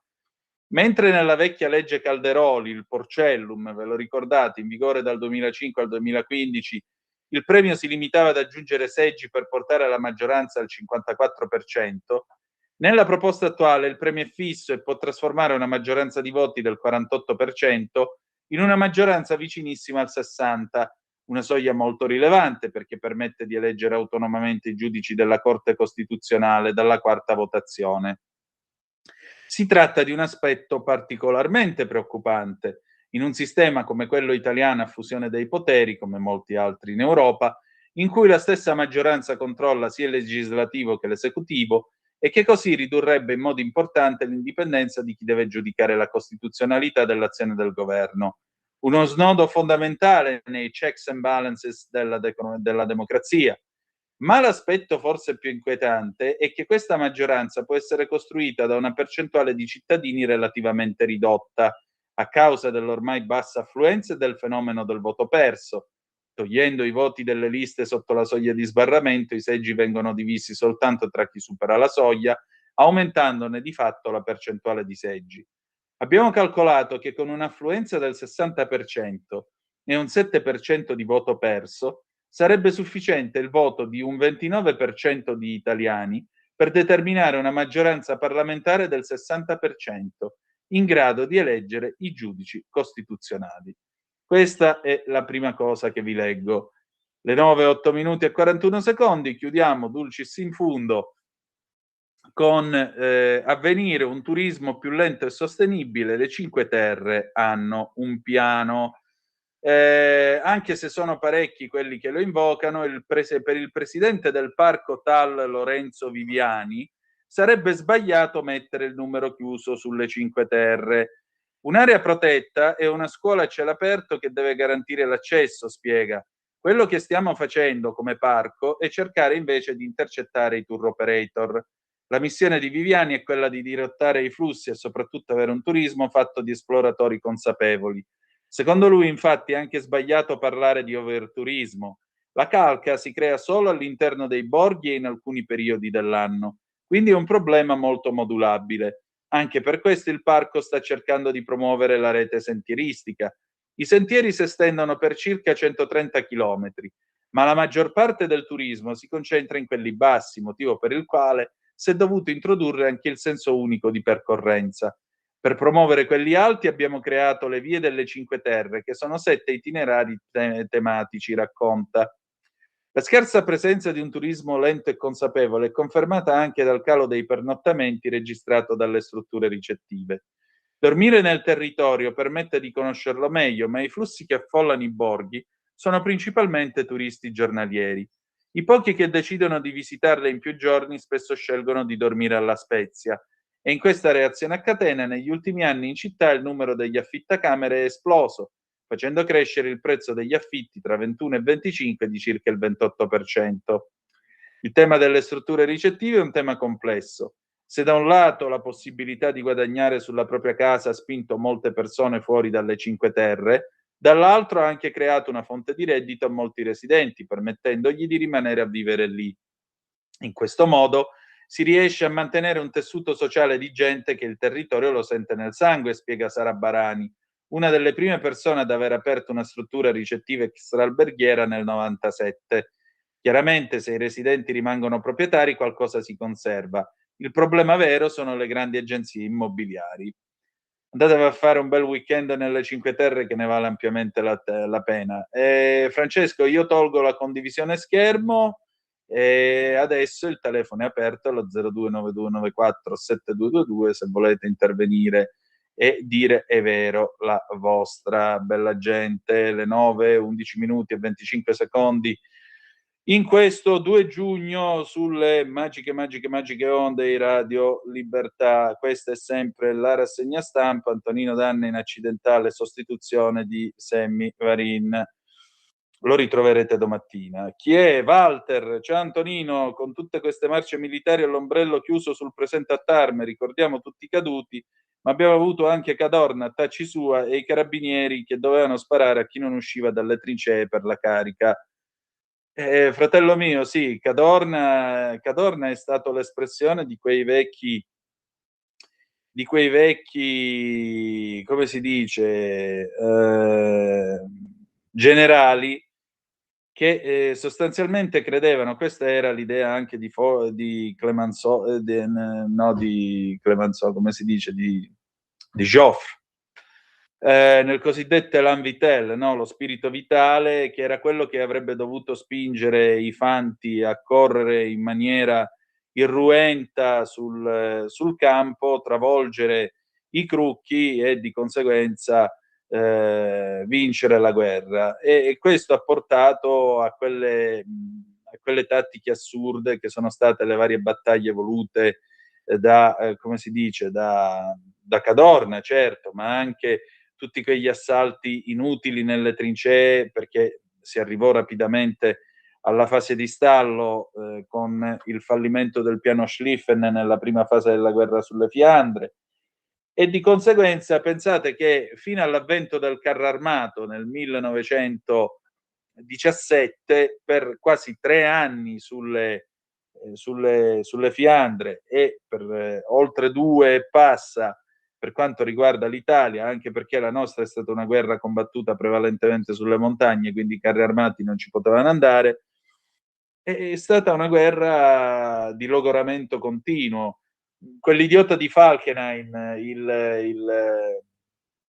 come si chiama, il capo di Stato Maggiore tedesco, un uomo crudele che si inventò l'idea di andare a dissanguare i francesi puntando tutte le forze su Verdun, e a Verdun però non sono passati, e però questo ha significato centinaia di migliaia di morti, il debutto dei gas, l'iprite, eccetera eccetera eccetera.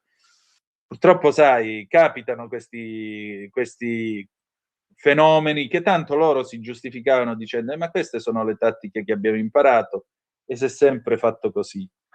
Churchill, nei confronti di questi vegliardi, così li chiama nei suoi libri, aveva un disprezzo immane, credimi, un disprezzo immane. 0292947222 se volete essere dei nostri, il telefono è aperto in questo 2 di giugno, oppure 340-670-9659 per le vostre zap o WhatsApp. Abbiamo una telefonata, pronto, chi è là? Sono Albino, buongiorno. Maresciallo, comandi? Grazie caro, grazie. Evviva la oggi, Marina. 2 giugno, dimmi. Vado io? Prego. Sì. Perfetto, grazie. Allora, oggi 2 giugno, lo sappiamo, festa della Repubblica. Pensa che esattamente 61 anni fa, nel 1965, io ero a Roma per il defilamento. Ero alle scuole della Marina, ero alle scuole CEM di Taranto, facevo il primo anno e poi ci avevano appunto mandati a sfilare per la manifestazione del 2 giugno a Roma. Pensa, noi alloggiavamo alla caserma Santa Rosa, dove c'era il centro di trasmissioni, e si mangiava veramente bene, perché alle scuole CEM faceva schifo quello che mangiavi, però a Santa Rosa era la fine del mondo. Poi in giro per Roma, una cosa molto molto bella. Comunque per il defilamento, l'ammassamento alle 4 del mattino, poi il defilamento e tutto, poi il pomeriggio franchigia, tutti in giro per Roma a cercare di cuccare niente, perché allora nel 65 ti potevi attaccare riccamente alla maniglia del tram, non facevi un tubo niente, però è una esperienza che ricordo volentieri, insomma è stata una bella cosa. E poi adesso ormai ho 81 anni, quindi dove vuoi che vada, me ne sto qua tranquillo a casa, adesso mi vedrò per televisione la sfilata e va bene così, dai. C'è ancora uno del mio corso che adesso quest'anno non lo fa più, che è presidente del gruppo ANMI di Roma, non il gruppo ANMI nazionale, perché a Roma c'è la sede nazionale, poi c'è anche la sezione di Roma. Lui è presidente, è sempre stato quello che portava il medagliere sulla Jeep, praticamente sulla fuoristrada, quando in queste grosse manifestazioni. Però ho detto, lui è più vecchio di me, un anno di più, 82 anni, ha detto io ormai ho finito, il medagliere non lo porto più, vabbè dai, sono esperienze ormai passate, altri tempi. E comunque per finire ho ascoltato l'inno, noi vedevamo al mattino sorgere il suo nuovo sole, che io sto perdendo la memoria, Santa Maria, vabbè, comunque ce la facevano cantare le scuole, perché allora ti riunivano e cantavi ancora, quindi l'inno dei sommergibilisti, cantavi quello del battaglione San Marco, erano altri tempi, dai, ormai è cambiato tutto. Va bene, non so se io sto diventando vecchio, lo sono già comunque. Va bene, Ma no, ok, ma no, figurati un po', dai, sai, 81 anni cominciano a pesarmi, comunque, a dire la verità, purtroppo sì. Gli ultimi anni sono omicidiali, fino al 74-75 vai da Dio, giuro, veramente. Gli ultimi anni, ogni anno che passa sembra che ne passino 5. È una cosa, comunque fino adesso ci sono arrivati, non so il buon Dio fino a quando mi terrà ancora su questa terra, però cerchiamo di tirare avanti. Poi ti lascio, abbiamo fatto lo scorso, dunque 2024 abbiamo fatto il 60° anniversario dell'arruolamento ad Ancona ormai c'è la scuola di reclutamento, c'è il reclutamento della Marina, ormai avviene ad Ancona. Abbiamo fatto appunto il 60° anniversario e io sono uno degli organizzatori, ho detto ragazzi tenetevi pronti per il 70°. Comunque per il 50° eravamo come marinaia, lasciamo perdere gli accompagnatori familiari, 75 per il 60°, eravamo 31 per il 70°, mi sa che non lo so. Vabbè, non ho la sfera. Ti saluto molto, grazie dell'attenzione, vi saluto, buona festa della Repubblica a tutti e tiriamo avanti, ok? ma certo, grazie a te carissimo. Che dire di più, insomma, noi siamo sempre possibilisti, maresciallo, avanti, senza disfattismi. Vediamo un po' chi è. Tantissimi giovani soldati morti sui monti per difendere i confini dagli stranieri, adesso li andiamo a prendere noi. A cosa è servito tanti sacrifici? È servito per esempio al fatto che tu potessi scrivere questa cosa. Poi non ho capito dov'è che mandiamo i soldati a prendere gli stranieri. I soldati non hanno responsabilità politiche, i soldati fanno il loro dovere, punto. Buona gente, le 9:19 e 10 secondi, sempre sulle magiche onde di Radio Libertà. Salutiamo gli amici che ci salutano sulle pagine Facebook. Buongiorno anche a te, Mauro Valentini, sulla pagina della Lega. Invece qui abbiamo l'immenso Davis dalla Spagna, da Malaga, che mi scrive Buenos dias Antonino, qui non è festa. No, voi quando l'avete? Mi pare il 12 di ottobre, tra l'altro l'altro giorno ho visto la festa delle forze armate in Spagna, la mala figura che hanno fatto davanti al re. Lo sapete che è successo l'altro giorno? È successo che fanno la parata militare, no? Pure loro, con le forze armate, tutto quello che volete, però a un certo punto hanno dovuto fare l'alzabandiera. Alzabandiera lo sappiamo tutti come si fa, no? Tutti schierati, impettiti, suona l'inno, qualcuno tira una cordicella di nylon e la bandiera se ne sale su, pronta a sventolare nei cieli. E a questi qui non gli è cascata la bandiera sul più bello che si è rotto. Minchia, una mala figura. Il re, se trovatelo su YouTube, il video è diventato virale. C'era Pennellone, re Felipe VI, a me sta simpatico, per carità, Felipe è una persona in gamba, una persona per bene, sua moglie io non la posso tollerare, ma lui è un bravo uomo. Cavolo, c'era il re sotto la visiera, è rimasto di ghiaccio, mentre quella bandiera all'improvviso, boom, è andata giù. Vabbè. Capita ogni tanto, che volete, anche i grandi tenori prendono delle stecche, ragazzi, succede. Che dovevo fare? 9:20 minuti e 59 secondi, le 9:21 adesso, sempre qua sulle magiche onde di Radio Libertà. Antonino Danna al microfono con voi. Vediamo un po' che cosa abbiamo di news sulle agenzie. Nel frattempo l'ANSA continua ad aprire con la guerra in Ucraina, pioggia di bombe sull'Ucraina, almeno 10 morti e decine di feriti, alcuni sono gravi. Mosca, massiccio attacco sulle strutture militari ucraine, nella capitale blackout e roghi, in Russia colpito il Kursk. Il 2 giugno l'Italia celebra gli 80 anni della Repubblica, il giorno della parata militare ai fori imperiali. Noi invece celebriamo un bellissimo acquazzone che probabilmente sentite nel sottofondo del mio microfono, meno male, perché abbiamo passato giornate di caldo porco che è la metà.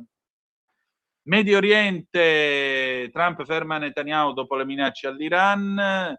gli accordi la prossima settimana. Il terremoto appunto stanotte in Calabria, la scossa, una scossa che è stata sentita in tutto il sud, ma non si segnalano per adesso danni a persone o cose. Un'altra telefonata, pronto, chi è là? Ciao Antonino, sono Walter. Ciao Antonino, buongiorno. Buongiorno. Buongiorno a te, te l'ho detto che sono in giro con l'ombrello a presentarmi e spallarmi con queste marce che metti. Bravo. Ma senti, almeno oggi ricordiamoli tutti i ragazzi in divisa e le ragazze in divisa che servono sto paese, no? Ma ti mancherebbe. Visto che fino al 96 la sinistra ci sputava sopra, soprattutto sulla parola patria, perché dicevano che era una parola fascista. Poi quando sono andati al governo loro, improvvisamente patria è diventata una parola bellissima. Ma questa è un'altra storia. Dimmi tutto, Walter. Niente, è cascato Walter. Abbiamo parlato della patria, vedete, c'è qualcuno che trama nell'ombra, qualche disfattista. Vabbè, dai Walter, richiama che così almeno mi dici un po'. Sì, vediamo. Sì, Ci no, sei? Ero caduto perché sono vicino alla centrale dell'Enel e probabilmente essendo io di un ma sei altro cascato di fornitore. nuovo. Ecco, ci sei, dimmi. Sì, no, ti dicevo, volevo sapere se corrispondeva al vero il fatto che Zelensky nelle eventuali trattative di pace non vuole la presenza dell'Italia o non richiede la presenza dell'Italia.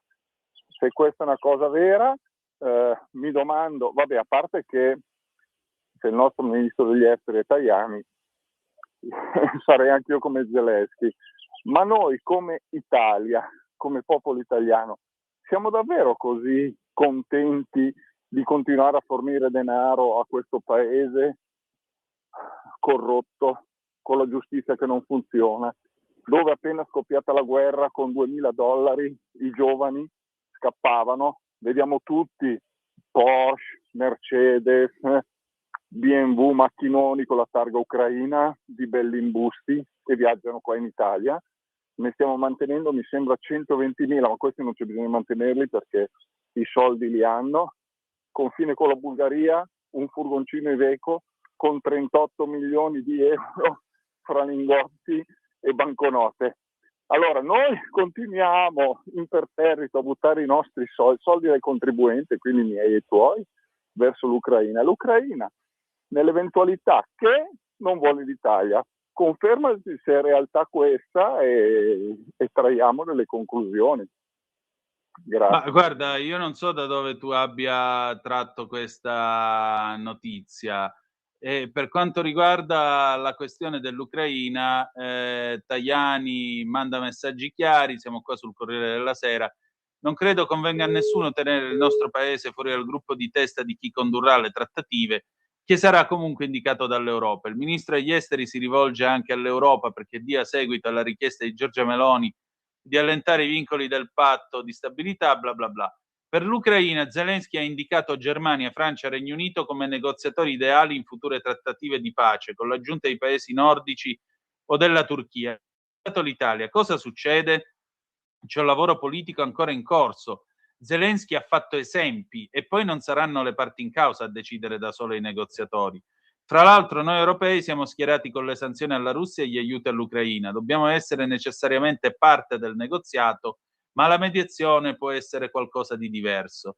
In ogni caso l'Europa, che dovrà avere un ruolo al tavolo, sceglierà essa stessa chi dovrà negoziare. Non lo sceglie Zelensky, insomma, neanche Putin, lo decideremo al nostro interno. Noi abbiamo sempre aiutato l'Ucraina, continuiamo a farlo. Ricordo comunque che l'Europa ha già un suo formato inclusivo e operativo, il gruppo E5 con Gran Bretagna, Francia, Germania, Italia, Polonia e la Commissione e il Consiglio UE. Faccio notare come Italia e Polonia siano membri di gran peso nell'UE e come anche la Commissione avrà voce in capitolo per un possibile prossimo ingresso dell'Ucraina. Tutti fattori da considerare. No, io credo che sostanzialmente il nostro, come si dice, il nostro, oddio, non mi vengono le parole, mi sembra che il buon Zelensky abbia detto qualcosa tanto per dire, ma non è che ha detto non voglio l'Italia, non esiste questa cosa. E poi, ripeto, fare certe affermazioni quando vai bussando che vuoi l'ingresso in Europa, proprio l'Italia è un paese che dovresti tenerti buono, per cui no, non credo che si intendesse in questo senso. La Guardia Costiera non fa parte dei corpi militari? Sì, la Guardia Costiera fa parte dei corpi militari, ma che io sappia non va a fare il tassista di clandestini, non va ad aiutare gli scafisti. La Guardia Costiera pattuglia, se trova della gente che sta affogando in mare, li recupera. È normale che questo accada. È normale che questo accada. Discorso diverso è chi invece scientemente prende dei soldi, mette dei disgraziati su delle barche che fanno acqua e le manda in mezzo al mare. Quello è un altro paio di maniche, perdonami. Un conto è rispondere con la civiltà, un conto è occuparsi di gestire l'immigrazione e un conto è dire li mandiamo a prendere. Non è vero. Allora, andiamo a vedere le 9:27 minuti e 52 secondi, sempre sulle magiche onde di Radio Libertà. Antonino Danna al microfono con voi, 0292947222, se volete essere dei nostri, oppure 340-670-9659, se avete voglia di intervenire attraverso la Zap o il WhatsApp. Finalmente abbiamo del bel refrigerio, perché qui sta piovendo alla grandissima, redini stese, non so da voi, ma almeno questo, ci passiamo una giornata un po' più al fresco. Va bene, le 9:28 minuti e 30 secondi, ancora un'occhiatina alle agenzie, ancora andiamo a vedere che cosa succede da queste parti e in particolare andiamo a vedere l'ANSA, no, andiamo a dare un'occhiata a... Oddio mio, le mie mani qua si sono inceppate. Un'altra telefonata, pronto, chi è là? Ciao Antonino, sono Marco da Mantova. Uè, ciao Marco carissimo, dimmi tutto. Solo per salutarti e per darti due curiosità. Dimmi. La prima, dove aveva trovato il Walter la notizia sull'Ucraina, su Dagospia ieri sera, che Zelensky non vuole l'Italia. La seconda è che su Scenari economici di ieri c'era Rinaldi che spiegava che in Europa effettivamente l'Ucraina non la vogliono perché creerebbe grandissimi problemi al settore agricolo, e io spero che non venga in Europa perché già ce li stanno ammazzando loro, i nostri agricoltori da Bruxelles, figurati se arriva all'Ucraina. Grazie Antonino, buona giornata. Grazie a te, buona giornata. Beh, certo è che comunque una ricostruzione del paese bisognerà farla a guerra finita, e questo significa appalti, significa lavoro, significa impiego per le aziende italiane. Vorrei ricordarvi che insomma si discute anche di questa cosa da un po' di tempo, da un bel po' di tempo. Basta, con questo abbiamo finito, le 9:30 minuti e 5 secondi, e adesso liberamente con il direttore responsabile Giovanni Sallusti, poi Auto da Fe, e non poi c'è alle liberamente 11... Antonino. Ah, ho capito. Ah già, è vero, scusate. Papera del sottoscritto. Noi comunque salutiamo il direttore Giovanni Sallusti. Buon 2 giugno, ci ritroviamo alle 11, perché poi dopo c'è anche Dentro Montecitorio, che oggi eccezionalmente andrà in onda alle 11:15 con me e Laura Cavandoli. A dopo. Avete ascoltato